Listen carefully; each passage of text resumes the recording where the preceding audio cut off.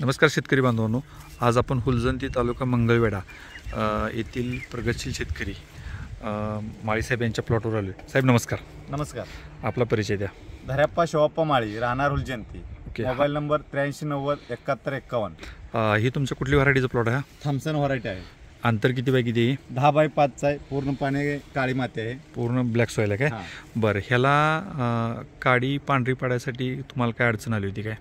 काडी म्हणजे दिवस 70व्या दिवशी आम्ही 70 दिवस होत आलं तरी काडी कुठं पिकायचं पोझिशन नव्हते. पूर्णपणे हिरवं दिसत होतं काडी. आणि पानाला एवढा हिरवापणा बी आमच्या दिसेना झालता. ट्रेसमध्ये गेल्यावर वाटत होतं झाड.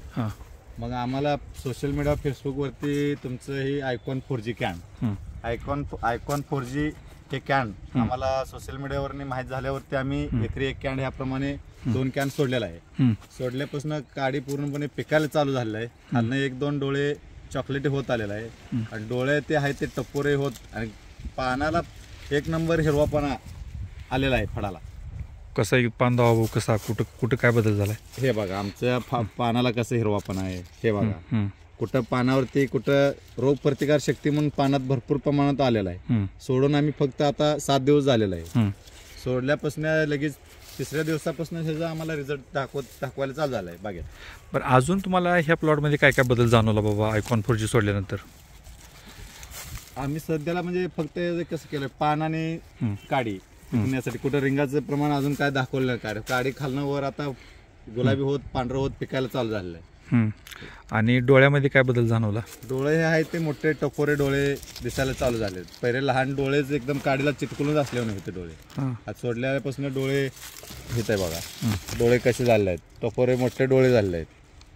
काडीची जाडी पण आम्ही 0.34 फक्त 5 किलो वापरलेला आहे. तरी पण ह्या आयकॉन 4G पासून काडीची जाडी पण वाढलेली आहे. काडीच्या जाडीमध्ये किती बदल जाणवलाय तुम्हाला? एवढं म्हणजे आम्ही MM मध्ये काय बदलं पण जाडी आम्हाला मनासारखी वर्षाला पाहिजे तशी जाडी आलेली आहे मनासारखी ना. आता हा जो पाऊस आहे आणि ह्या पावसामध्ये भरपूर द्राक्ष बागायतदारांचं म्हणजे प्लॉट प्रॉब्लेममध्ये आहेत.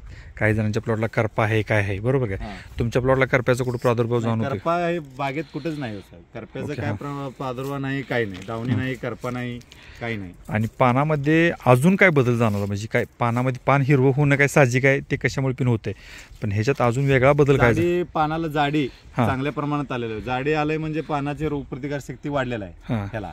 म्हणजे आता कुठला करपा दावणी वगैरे काही पडणार नाही ह्याला.